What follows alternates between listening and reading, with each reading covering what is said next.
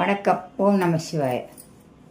நம்ம எல்லாம் daily ladies காற்றுல எழுந்தோன்னு நம்ம என்ன சமைக்கிறது அப்படிதான் நமக்கு பெரிய ப்ராப்ளம். என்னத்தை யோசனை பண்ணுவோம், என்ன சமைக்கிறது. சரி, அதுக்கெல்லாம் ஒரு ஈஸியஸ்ட் வே, கொஞ்சம் நம்மளுக்கு ஈஸியாக இருக்க மாதிரி ஒரு வே பண்ணிக்கலாம். என்ன பண்ணலான்னா, நம்ம ஒரு லிஸ்ட்டு டைம் டேபிள் மாதிரி போட்டு ஒட்டிடலாம். வீக்லி எத்தனை நாள் இருக்குங்க? 7 நாள் இருக்குது. 7 நாள் 7 சமையல். ஓகேங்களா? இப்போ நான்வெஜ்ஜு சாப்பிட்றவங்களா இருந்தால் வாரத்தில் 2 நாள் நான்வெஜ்ஜுக்காக ஒதுக்கிடுங்க. மீதி 5 டேஸ் இருக்கும். மீதி 5 டேஸ் வெஜ்ஜுக்காக ஒதுக்குங்க. அப்படி வெஜ்ஜு பண்ணும்போது டெய்லி சாம்பாரே பண்ண முடியாது, டெய்லி கீரையே பண்ண முடியாது, டெய்லி மோர் குழம்பே பண்ண முடியாது. அப்போது நம்ம என்ன, வத்த குழம்பு, ரசம், 2 பொரியல், இந்த மாதிரி ஒரு நாள் ஒரு டிஷ் பண்ணிவிட்டு அதுக்கு ஒரு பொரியல் பண்ணிவிடுங்க. அப்படி பண்ணும்போது ரொம்ப ஈஸியாக இருக்கும்.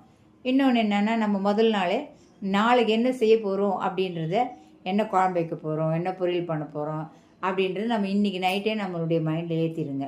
இதுதான் நாளைக்கு நம்ம பண்ண போகிறோம். அங்கே போய்ட்டு நம்மளால் மாற்றி பண்ணாதீங்க. இதே மாதிரி நீங்கள் 5 நாள் 5 குழம்பு, அதுக்கு தேவையான பொரியலோ ஏதோ ஒன்று பண்ணிவிடுங்க.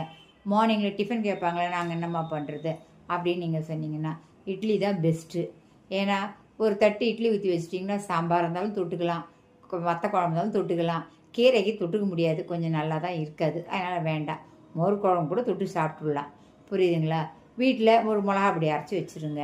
மிளகா பொடி, இட்லி மிளகா பொடி அரைச்சி வச்சிட்டிங்கன்னா, அழகாக ஒரு ஸ்பூன் போட்டு நல்லெண்ணெயை விட்டு, குழந்தைங்க இருந்தாலும் ஆளுக்கு 2 இட்லி ஊட்டி விட்ருங்க. இன்னங்க அவங்க ஸ்கூல் போயிடுவாங்க. டெய்லி ஒரு குழம்பு ஒரு பொரியல் கன்ஃபார்மாக பண்ணுங்கள். இது சாப்பிட்டு தான் ஆகணும் அப்படின்னு பிள்ளைங்களை வளருங்க. அதேமாதிரி 2 நாள் நான்வெஜ் சாப்பிட்றவங்க ஒரு 2 நாள் நான்வெஜ்ஜு செஞ்சுங்க. அது உங்கள் இஷ்டம், என்ன வேணாலும் பண்ணிக்கலாம். ஏன்னா எனக்கு அதை பற்றி தெரியாது சொல்கிறதுக்கு, அதனால தான் நான் அதை சொல்லலை. சரிங்களா? அப்போது எல்லாமே சாப்பிட்லாங்க. உலகத்தில் இதுதான் சாப்பிட்ணும் அதுதான் சாப்பிட்ணுன்னு இல்லை. ஆனால் கரெக்டான அளவோடு எடுத்துக்கணும். எது சாப்பிட்டாலும் அழகாக சாப்பிட்ணும், அம்சமாக சாப்பிட்ணும், வயிறு நிறைய சாப்பிட்ணும், ஆனால் ஸ்ட்ரென்த்தியாக சாப்பிட்ணும். நம்ம உடம்புக்கு என்ன தேவை அப்படின்னு சாப்பிட்ணும். இதுதான் நம்ம கான்செப்ட். சரிங்களா? நாளையிலேருந்து சமையல் கட்டுக்கு போய் சிந்திக்காதீங்க. முதல் நாள் ராத்திரியே நாளைக்கு என்ன சமைக்கணும் அப்படின்னு சிந்திச்சுட்டு அழகாக மறுநாள் காத்தால் எழுந்த உடனே கடன் 1 ஹவரில் சமையல் பண்ணிவிடுங்க. எல்லாருக்கும் பேக் பண்ணிவிடுங்க. உங்களுக்கு ஃப்ரீ மைண்டாக வச்சுக்கோங்க.